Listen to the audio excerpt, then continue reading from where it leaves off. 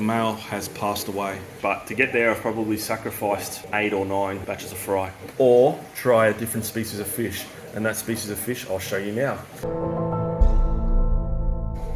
So guys, I thought I'd take you around the fish room, give you a bit of an update of what's happening in here for November 2023.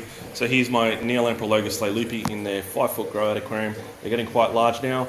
These guys are at a breeding size, and I've been selling them off here and there, haven't had to go to the wholesaler for these ones, although I am starting to consider it because I do have about 200 to 300 more coming through. So the moment these guys go, I'm going to be pretty much stocking it up to even more fish in this tank, but at a lot smaller size. We're talking like 2 centimetre long fish. These guys are pushing 7 to 8 centimetres, so they'll grow out in here over the next few months. Beautiful coloration for leilupi, and yeah, they're one of those few species in the cichlid world where the females are just as intensely coloured as the males. So if you're looking at it for a species of fish where you can keep both sexes of fish and the females are just as colourful as the males, don't look any further than the Altolamprologus leilupi.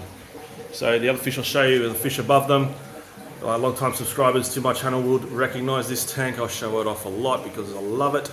My 5-foot grow-out aquarium in Altolamprologus calvus. This is the white variety. These guys are about 2 years old, maybe a little bit older.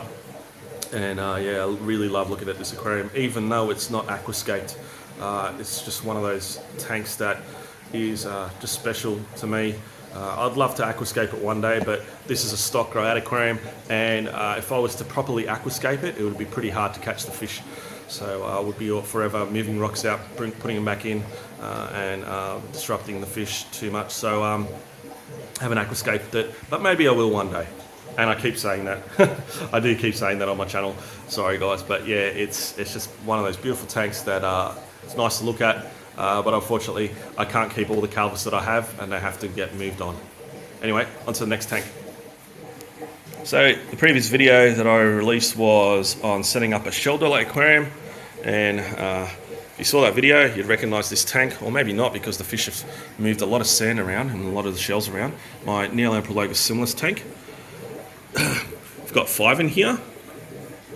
You can see some larger ones at the back there. They moved their shells around quite a bit, done a bit of aquascaping themselves, some excavation, and I'm hoping to see some fry soon. I keep thinking that I'm seeing fry, like I'll be looking at the sandbed and just seeing if I could see anything hopping around on the sandbed, and my eyes are deceiving me, unfortunately. So there's no fry yet, but I'm sure I will see some soon. These guys on this side of the tank are on the smaller side, but I think they're probably possibly at a breeding size. They look quite plump. Maybe that one there at the front is potentially full of eggs, I don't know. But yeah, you got some larger ones at the back there, assuming they're the males. But beautiful little Tanganyikan Cichlid, living in shells, little shell dweller. And yeah, very interesting tank to watch. And seeing how much they change a tank, like they're trying to show you there the depth that they've dug. If you were to look at this tank head on, you won't be able to see the fish. You have to come up to it and look down into it, and then you see them. That's how much they've dug. They're just constantly digging, and their characters are really interesting there to see their behaviour. But they kind of spooked out with me holding the camera in front of them, so I'll move on to the next tank. But I just wanted to show you guys what the tank looked like right now compared to the last video I did a few weeks back. So on to the next tank. And this tank is kind of getting on the dirty side. I really do have to vacuum it out, do a bit of a gravel vac on the sandbed. But these are Lamprologus ocellatus gold fry. They were born in this tank. They were spawned in this tank. All the fry you see in here, and I've managed to keep them in here with the parents purely because I don't have a light on this tank, and that seems to stop the parents from aggressively defending the older generations of fry from younger generations of fry. So that's worked in my favour. But the other reason why I've kept them in here is I've only got the female in here. The male has passed away. So I've lost my second breeding pair of Lamprologus ocellatus gold. Pretty disappointed about it. I do have some other adults in stock, so I could potentially try and get another breeding pair or breeding trio out of the excess that I do have. So I probably will try that and set up another tank. I love these fish. A lot of character. Again, another shell dweller from Lake Tanganyikan. You can see the fry are already aggressive, even at this age and defending their territories. They're already sorting their territories out, and they're only a few months old, but they are approaching that sellable size, which is nice to see. And they're probably getting there quicker because they've been in a larger aquarium, I think, anyway. But yeah, this tank does need a bit of a gravel vac. You can see some feces and some uneaten food on the sand bed, but purely can't do that when you have fry all over the sand bed and they're tiny and they're camouflaged, and you don't want to suck out the fry. So I just let it be.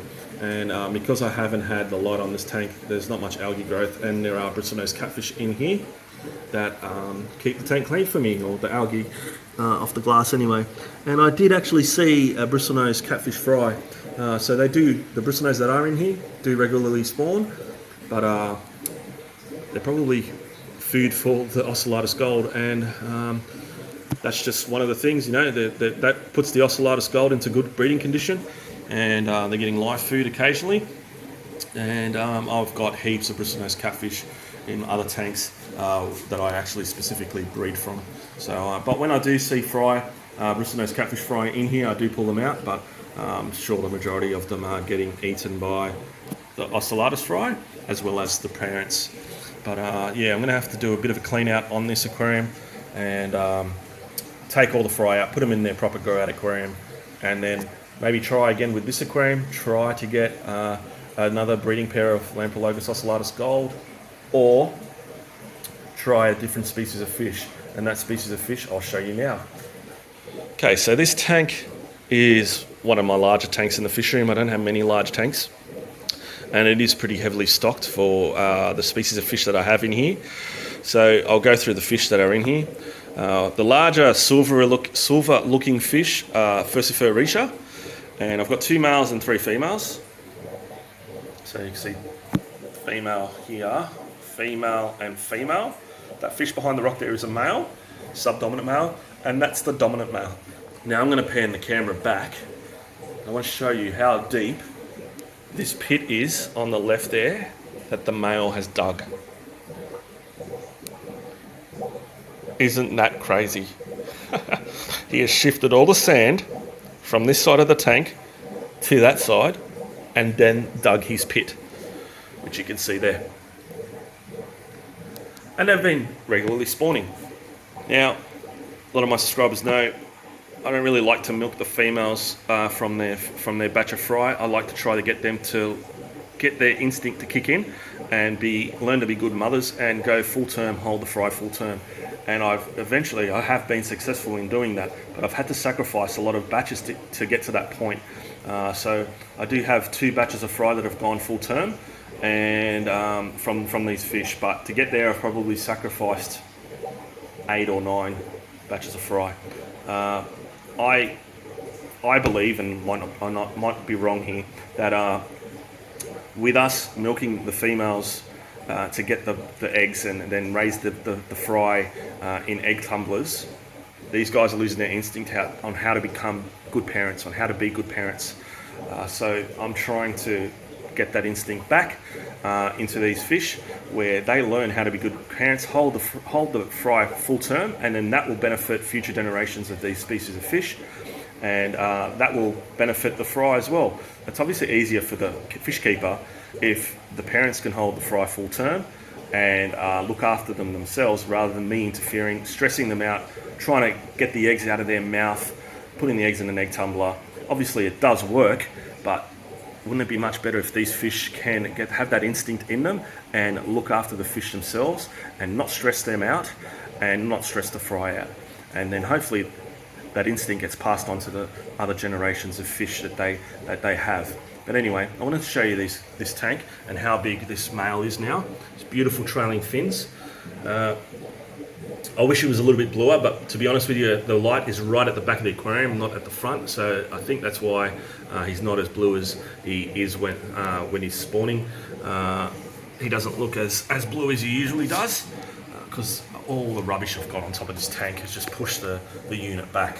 That's how they look generally, but when he wants to spawn, He goes very dark, gets very black, dorsal fin, anal fin, these sort of little flash of blue there, and tail, and his blue coloration just comes out, and he is a beautiful, beautiful fish. Like, look at that tail. It's beautiful, beautiful fish, and you're talking like he's over 15 centimeters long. So really, they should be in a larger tank. And point out the elephant in the room. This guy here, this disabled Laylupi, I've kept. I haven't sold him. Quite, he's a cute fish. I probably shouldn't have done what I've done, and but he's getting along. He does his thing. He's fine. He's eating, swimming around, but I haven't had the heart to put him down. Now, the fish that I was considering putting in the tank where I've been breeding the Lamprologus ocellatus gold are my gold Altolamprologus compressiceps. Okay, so these guys here, beautiful fish. I've never spawned them. I've got 6 of them, and from 2 different batches, so possibly 2 different bloodlines, which will be nice. And I'd love to spawn them. Beautiful fish, very similar to Calvus.